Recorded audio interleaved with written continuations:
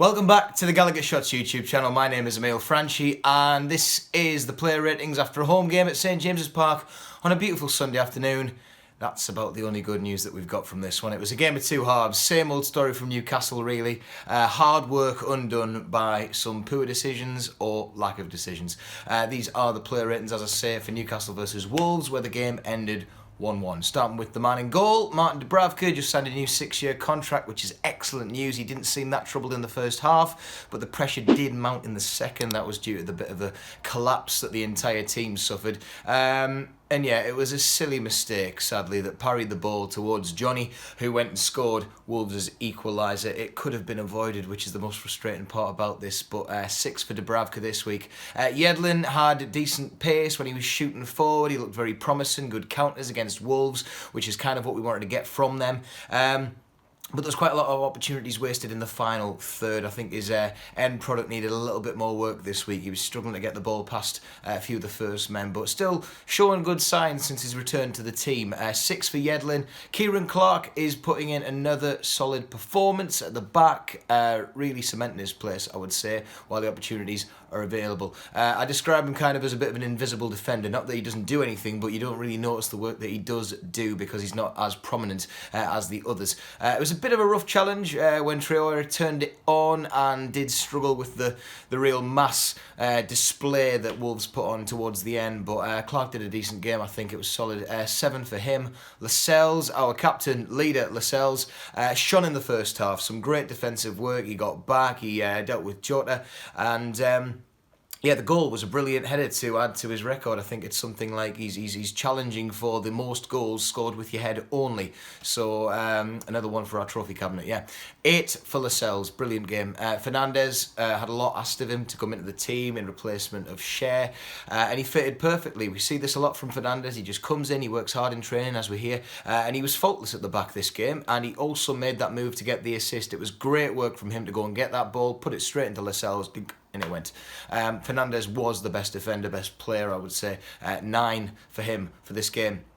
Willems next. He was one of the unlikely attacking threats that we had, I would say. Didn't seem to give up trying. He linked up well with San Maximan. Really liking what I'm seeing from Willems. It's just a shame that that shot where it rolled towards goal wasn't a little bit closer, because I don't think Patricio was going to get there. 7 for Willems. Sean Longstaff, the key talking point of this game, up until his dismissal, it was a very solid performance, akin to last season. He really ruled the middle, and that first half performance was mainly down to him. He provided some very good passes, but he did look tired towards the end, maybe led to a bit of the frustration, which led to that tackle, which marred the game, unfortunately. It was a red, and it killed us off, and you know, I'm not sure if it was. A lot of people saying it wasn't, but I guess we maybe need like a video service or something to really get these things checked properly.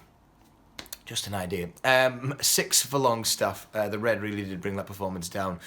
Matty Longstaff, similar to his brother, good vision, overrunning that second half again when Wolves really came to us. He set up Almiron's close attempt. He told Neves to F off, which is brilliant, when his brother got sent off and he was rolling around on the floor. 7 for Matty, another promising display. Gale came on in the final seconds. I think Gale may have a case to start the next game, but we will see.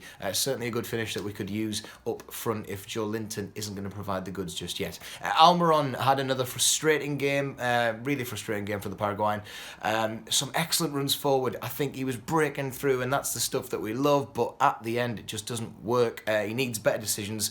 There was a few cases where he looked desperate to get rid of the ball, and too many opportunities wasted. That glorious attempt, it was at a dodgy angle, but I think all the fans need to be a bit like that ball boy, cheering him on with a thumbs up. But sadly, Almiron, not a great game. 5 for this week. San Maximan, again, made things exciting. He's that little creative spark that we want. You'd back him against anyone, really, in that league. And he skipped past most of the Wolves team. He caused real aggravation for them. I think he was one of our best attacking threats. 8 for San Maximan. Atsu came on at the death. No room to make any impact, sadly, in this game. Speaking of which, Joe Linton, another game where nothing went his way. He's so isolated, constantly on his own with the wrong options. The game plan's letting him down. Badly managed and swarmed by the Wolves defence whenever he did get a look in on the ball. So what can we do? 5 for Joelinton. Shelby came on in the last few seconds again. Barely did a thing, but it was just too late, really, as were all of the things when it came to the substitutions. That's it for Wolves.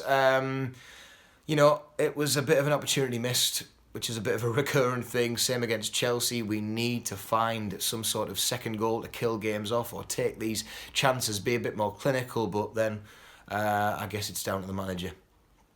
A shame, a real shame. I'm going to go now, but thanks for watching. Keep watching the fan cams. Podcast coming soon, and every other video that Gallagher Shots put on. Thanks for subscribing, liking, and to the one person who dislikes everything, have a Merry Christmas.